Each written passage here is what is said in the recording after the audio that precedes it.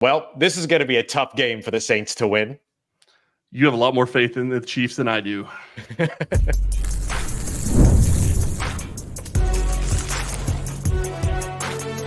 You are Locked On NFL Crossover, part of the Locked On Podcast Network. Your team every day.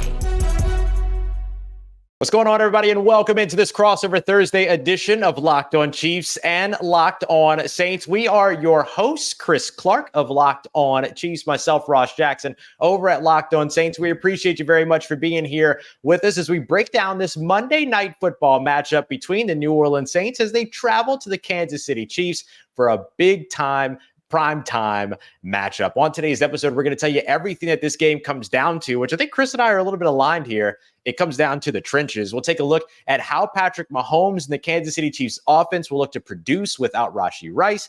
And we'll take a look at the New Orleans Saints in this situation, who are going to be a little bit short on weapons probably when it comes to the offensive side of the football. We appreciate you very much, as always, for making this your first listen and for being an everydayer here on the show, Locked On Chiefs or Locked On Saints. We are part of the Locked On Podcast Network, your team every day. Today's crossover Thursday is presented by our friends at PrizePicks. Download the app and use the code LOCKEDONNFL to win $50 instantly when you play $5.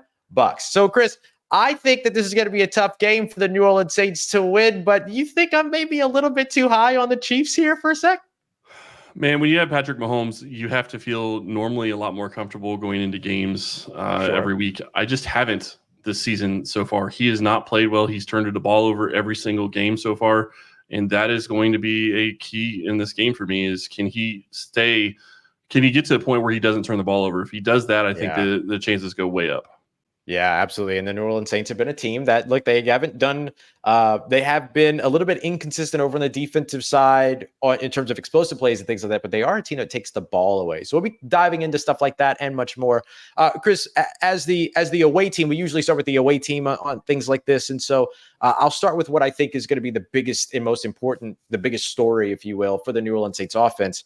And that's got to be the health question mark. Alvin Kamara dealing with broken ribs, still played through last week's game. He's also dealing with a hip injury. Taysom Hill dealing with a litany of injuries as well, had a bruised lung a couple weeks ago and then played last week and ended up leaving with an abdominal injury. Wide receiver Chris Olave, the team's number one wide receiver, he ends up right now having to play through a hamstring injury. So I just don't know how ready these players are going to be with an already beat up offensive line to really be able to contribute with Derek Carr at the helm, who, needs those weapons around him in order to really be able to run new offensive coordinator Clint Kubiak's offense. So that's the big concern for me over on the offensive side so far. Yeah, and I think that makes a lot of sense. I think you look at this Chiefs defense, and they have been very good this year. And I think that that's one of the things that they have continued to win by is defense. And I think that that's really kind of surprising being, covering this team. We've seen Mahomes play. We've seen this offense go. And it just hasn't been that way for the past, really the past couple of seasons. I do think that that's something that they got to get figured out, but I completely understand where you're coming from about having questions on the offensive side of the ball when it comes to injuries. Yeah. I mean, look, it's something that both of these teams are dealing with. And of course, the Saints have some injuries over in their offensive line that I didn't mention, but are well documented. Their starting center, Eric McCoy's out for another 5 to 7 weeks dealing with an injury. Their starting right guard was out last week. We'll see if they end up getting him back. So that's what I'm looking for over on the offensive side. And look, Clint Kubiak, New Orleans Saints' new offensive coordinator, has been ranked as the best offensive play caller in the NFL for the majority of the first 4 games of the season. He's certainly aided by 40-plus point outputs over the course of the first 2 weeks. But I think another big story on the offensive side is kind of watching how this new offensive system continues to kind of sink its teeth in, kind of get its grounding, get its footing, all that kind of stuff. And that gets really challenging when you deal with a bunch of injuries over on that side of the football. Go ahead. I was just going to say the thing that really sticks out to me, though, is there wasn't much defensive film to have an idea as to what you're going into the first couple of weeks. And that, I think, plays into how teams are going to be able to play you defensively. And so I think that's really what stuck out to me. You go back a couple of weeks against the Philadelphia Eagles, who had played horrible defense the week before, and Right. then came in and actually performed pretty well against the Saints, where in a game I thought that the Saints were going to run away with. So I do think that actually plays into this, and the Chiefs have a great defensive coordinator in Steve Spagnuolo. So I do think that there's going to be some things that he's going to have in store for Derek Carr because he knows him very well. Yeah. And Saints fans will remember Spags from his very short stint here in the city of New Orleans, as well as a defensive coordinator. And we've seen the incredible things that he's done over there. So things aren't going to be made easy for Derek Carr, who's currently 3-14 going up against the Kansas City Chiefs. And look, not all of those 3 wins coming in Derek Carr's best years with John Gruden. So just because of the offensive system and stuff like that doesn't necessarily mean that it'll elevate Derek Carr to a certain situation here. But look, they have familiarity with him. He has familiarity with them. So maybe there's something there that could go either way when it comes to these. When it comes to the Saints defense, to kind of flip the script here a little bit, I think the biggest thing for them is, you mentioned that Philadelphia Eagles game. That's a game where the Saints defense allowed only 3 points for the first 3 quarters, and then all of a sudden gave up a pair of touchdowns late, 61-yard catch and run to Dallas Goedert, the Philadelphia Eagles tight end, that set up a rushing touchdown for Saquon Barkley, but not before. Not didn't happen until after a 65-yard touchdown run by Saquon Barkley also broke out late in the game against the Atlanta Falcons in a really disappointing loss last weekend. The Saints actually took the lead late, but then weren't able to hold on to it thanks to a pass interference penalty. So the aggressiveness of the New Orleans Saints defense getting in their way there. So the big question mark is, or the big story here is, can the New Orleans Saints bounce back from 2 disappointing losses where their offense took the lead late, but the defense wasn't able to do enough to preserve it? It's a great question. And when you go up against a team like the Chiefs with Patrick Mahomes, you absolutely have to do whatever you can to try to slow them down early, because the big thing that you're going to be going up against is he is great at fourth quarter comebacks and just making drives count when they absolutely have to. Go back to the game against the Cincinnati Bengals, and I know there's a lot of people that want to complain about the pass interference call, but really the bigger thing with that is you give him 4 downs and he knows he's got a 4-down situation. He's going to take advantage of that, and generally speaking, he's going to come through. Yeah, absolutely. Coming up next, we're going to dive more into the idea around Patrick Mahomes, because Patrick Mahomes, just like Derek Carr, is down some weapons, but can the Chiefs overcome that situation a little bit better than the New Orleans Saints? We'll dive into that, as well as the Kansas City defense here as we continue on with this crossover Thursday edition, Locked on Chiefs and Locked on Saints. Today's crossover Thursday episode of Locked on Chiefs and Locked on Saints brought to you by our friends over at Gametime. I went to my Gametime app before we started recording the show today just to see, I'm going to that Chiefs and New Orleans Saints game. What am I looking at? Well, I'm looking at some pretty decent ticket prices right now. And look, typically when it comes down to Gametime, the closer that you get to the event, the cheaper the tickets get. Zone deals, flash deals, so much more for you to check out over at Gametime today. And don't forget, it's not just sports, it's comedy, it's theater, it's concerts, it's so much more as well. So wherever you are, grab that Gametime app so that you can check out all the different events that are going on in your area. Toggle on all-in pricing as well, so that you see all your prices up front, not taken by surprise by any type of fees at checkout. And don't forget, you can also see your view from the seats as well. It's simple. Gametime takes all the guesswork out of buying tickets. Download the Gametime app today, create an account, and use the promo code LOCKEDONNFL for $20 off of your first purchase. Terms apply. Again, create an account and use that promo code LOCKEDONNFL for $20 off. Download Gametime today. What time is it? It's game time. All right, everybody, continuing on with this crossover Thursday edition of Locked On Chiefs and Locked On Saints, getting you ready for Monday Night Football. Chris Clark, host of Locked On Chiefs, myself, Ross Jackson, over at Locked On Saints. Chris, I know the big story around the Kansas City Chiefs right now has to be centered around the offense, and much like New Orleans, some of the injuries and health concerns. What's the biggest story going on over in Kansas City going into this one? I'd love to be able to give a definitive answer as to what Rashee Rice's injury is, but right now we don't know. He's out this week. Yeah, he's out this week. Everybody thought it was going to be an ACL. It looked like it was, a situation where he was going to have a torn ACL. But they've had multiple MRIs. They've done multiple tests. They they have not got to a point where they can say that it is a torn ACL at this point. So they're saying right now that we may not know until Monday what the injury is. So we'll see. It could be a swelling issue. It's possible. I've been hearing rumblings from different people. Mahomes even said, I think on Wednesday, that, maybe we can get Rashee Rice back sooner rather than later. So I think there's optimism around the team that maybe it's not season ending, and that's a huge sigh of relief from the entire organization, I'm sure, especially Mahomes, who actually was the one that injured him, which is crazy enough as it is. But then you look at who else they're missing. I mean, they lost Hollywood Brown before the season even started. The first snap of the preseason, he goes out and he injures his clavicle. And, at that point, you have now lost your number 1 and your number 2 wide receiver. And those are both guys who I think we're going to have. Obviously, Rice had a huge impact on the offense the first several weeks. But Hollywood Brown, I think, was going to be the focal point of their offense. And I think that's shown the first several weeks that he hasn't been here, that they're trying to adapt and try to move the offense forward. And then you lose Isaiah Pacheco. Yeah, so now you're in a situation where you're down your first 2 wide receivers and you're starting running back. And the guy that you thought was going to be your number 2 running back going into the season, Clyde Edwards-Helaire, has been on in a NFI, non-football injury, because of PTSD. And it sounds like it's possible he'll be back for this game. But those are 2 positions that's really hard to imagine how things are going to go. And then not injury related, but they benched their starting left tackle. And this is a situation where, we'll talk about the Lions and how that's going to play into the trenches later, but their left tackle position has not been very good this year. And honestly, Joe Thuney at left guard hasn't been great either.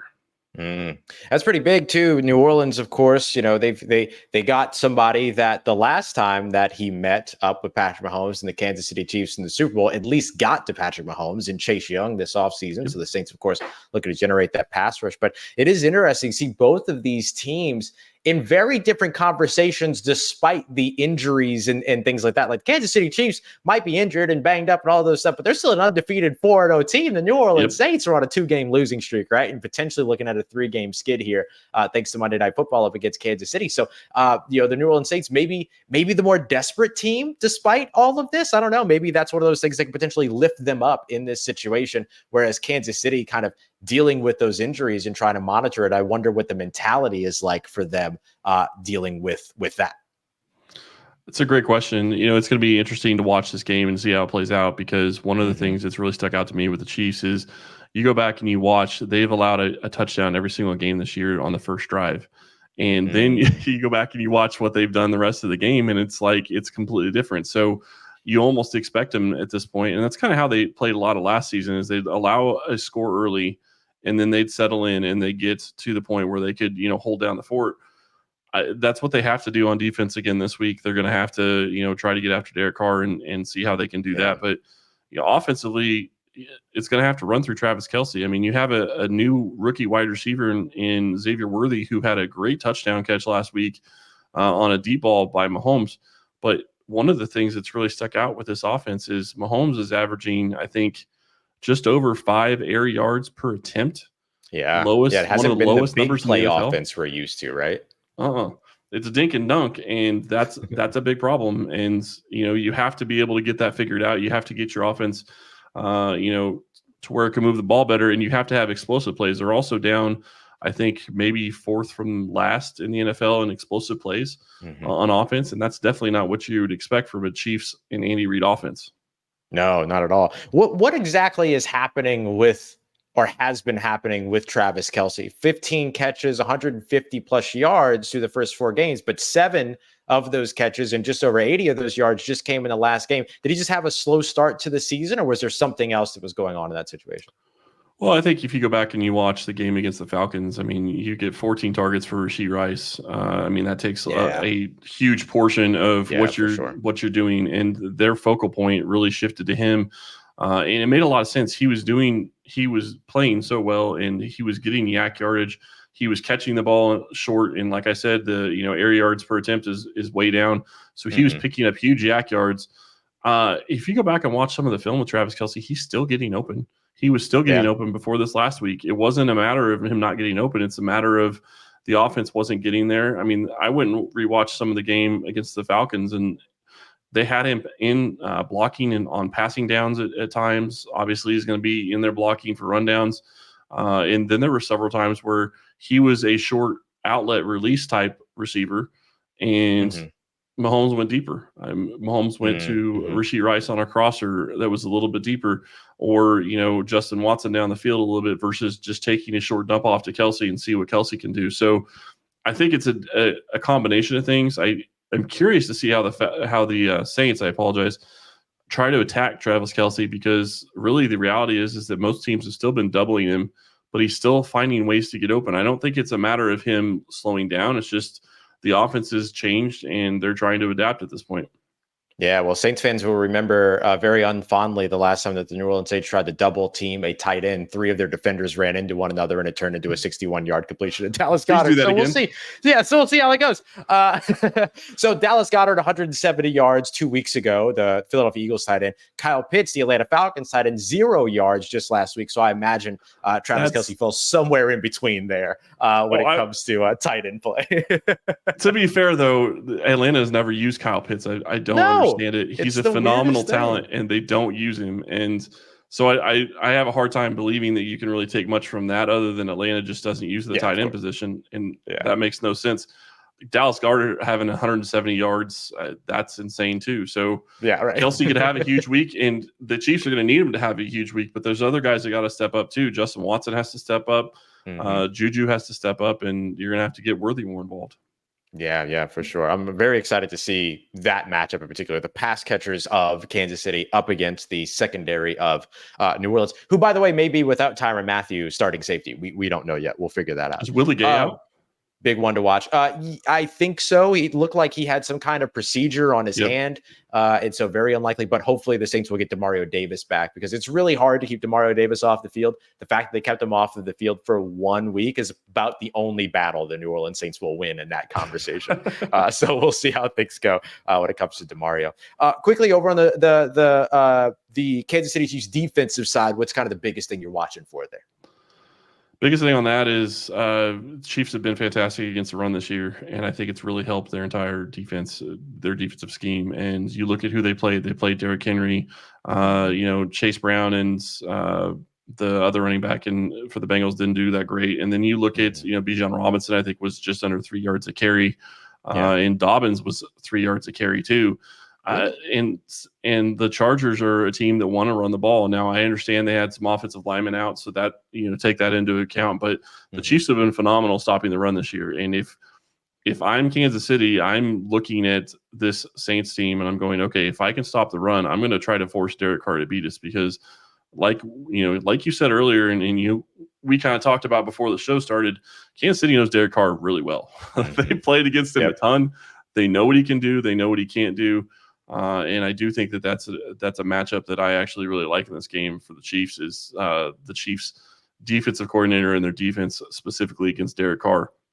Yeah. And it's just, if you could take the run game away, that is the entire foundation of what it is that new offensive coordinator Clint Kubiak is doing here in New Orleans, setting up the play action passes, setting up the, stacking the boxes and being able to stretch the field horizontally. Like it's your typical wide zone offense. It's what the New Orleans Saints want to do as well. So if Kansas City can limit that absolutely creates some issues for New Orleans on the offensive side. I want to continue that conversation because it gets us to the trenches, which is exactly where Chris and I think this game is going to be decided.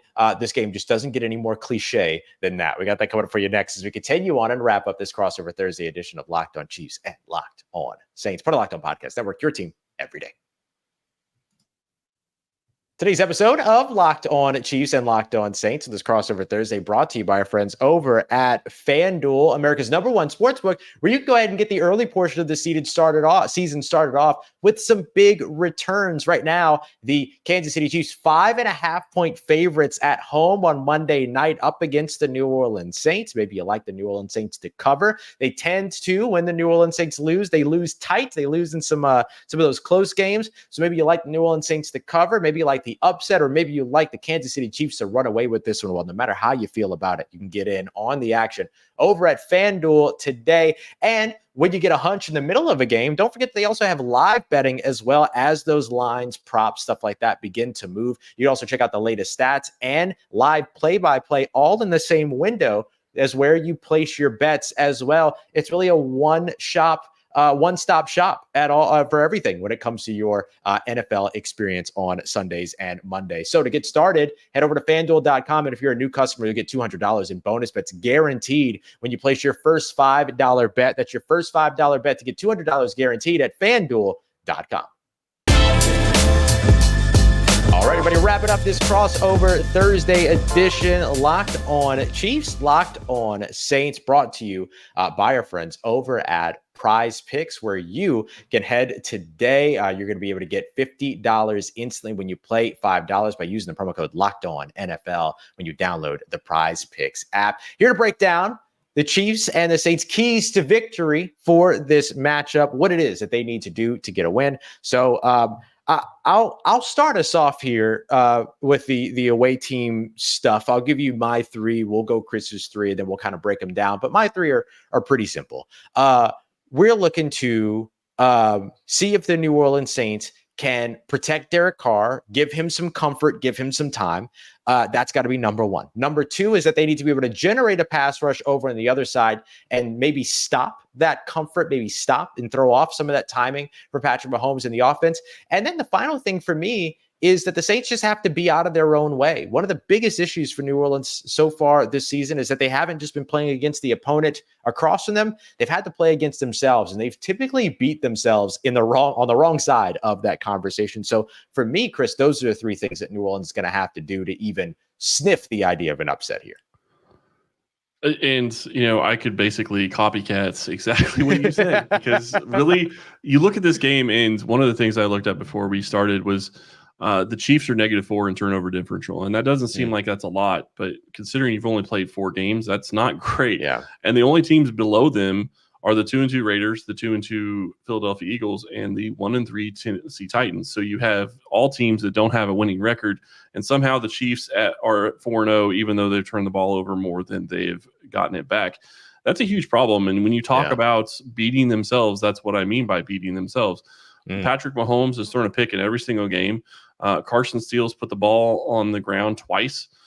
So that's something to watch for, although I don't know he's going to be starting in this game. He may not even really play that much in this game, considering it looks like Kansas City is kind of trying to move to Kareem Hunt based on what they did last week. And if Clyde Edwards-Helaire comes back and Samaje Perine is still available, maybe Carson Steele is going to be just a fullback and not really get the carries like it looked like he was going to do it early in the season.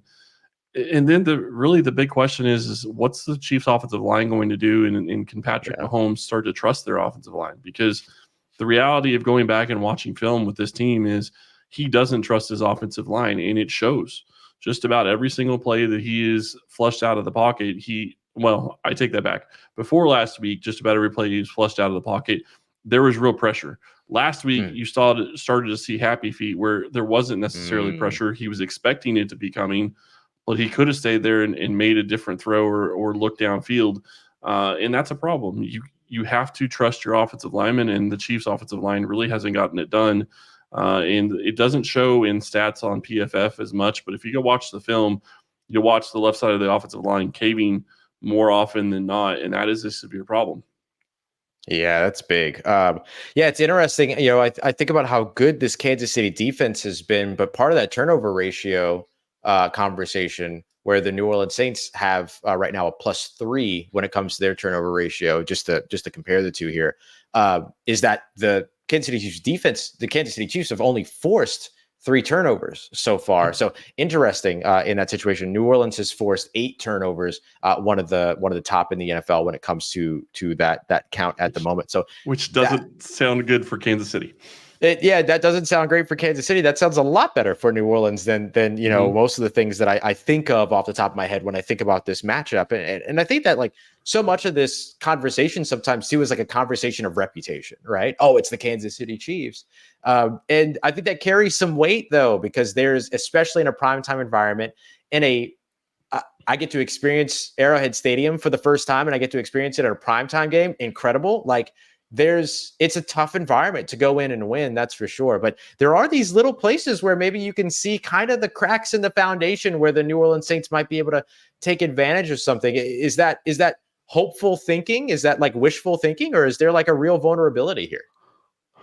Well, if you go back and watch, or if you go back and look at the Chiefs games, the Baltimore Ravens game, they almost lost and probably could have lost, I guess, if you look at it, because Likely basically comes down with like an inch of his shoe over the line, and they were going to go for two. So could have had a loss there.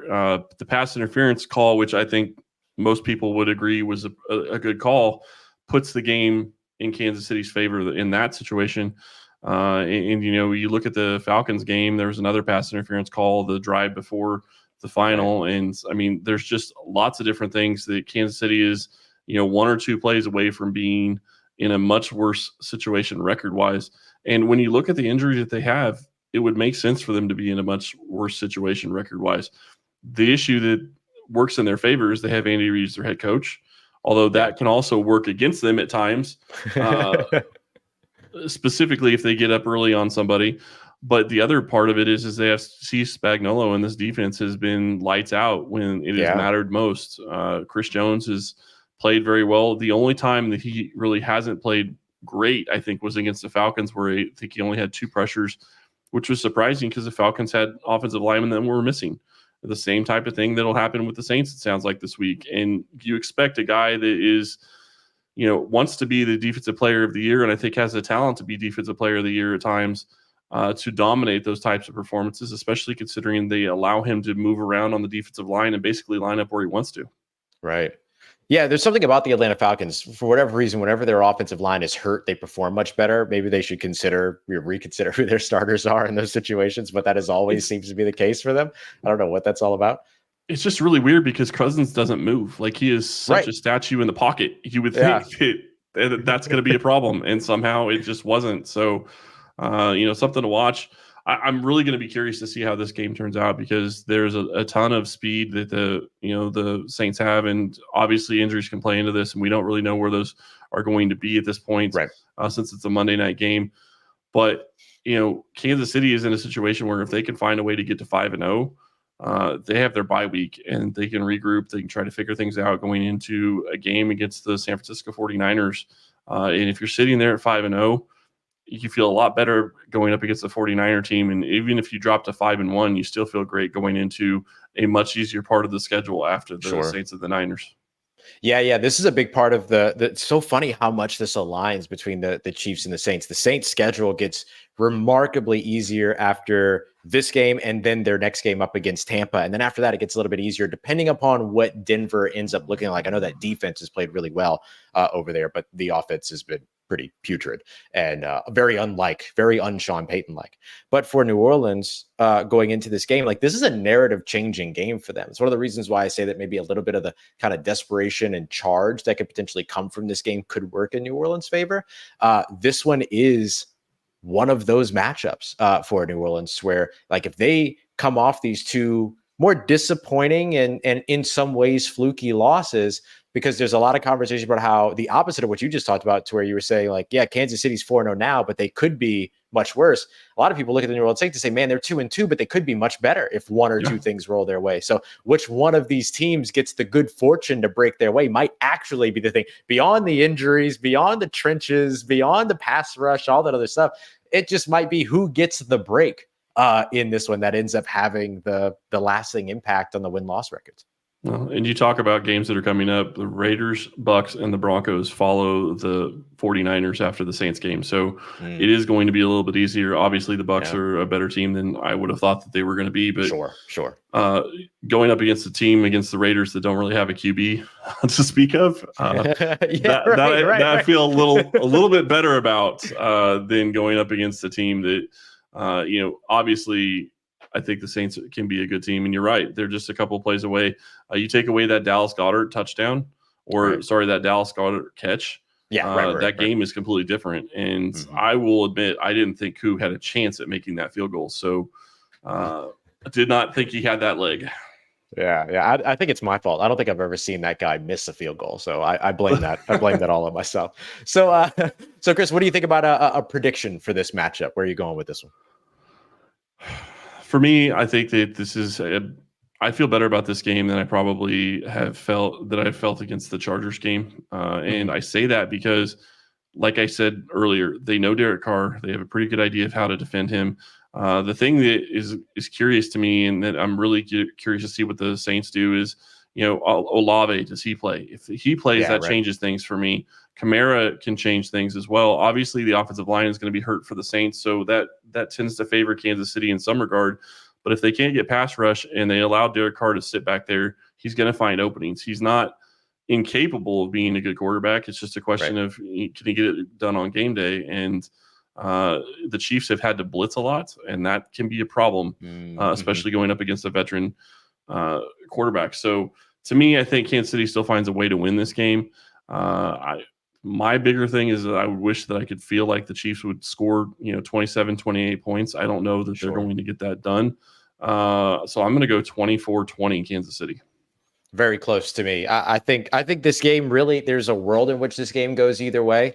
And I think it comes down to, can the Saints run the ball? Can the Saints not run the ball? In addition to some of our trench talk that we've spoken about. If the Saints can't run the football, I think this is 23-20 in favor of the Chiefs. If the Saints can run the football and control the clock and kind of do some of the things that they did over the course of the first 2 weeks with being a little bit more explosive, then obviously it's a bit of a different conversation, maybe 23-20 the other way. But as of right now, based on not knowing the health of this team, I think this is Kansas City game 23-20. So I would take the Saints against the spread, but not necessarily taking the Saints to pull off the full-on upset in this one. So that's the way that I'm looking at it as well.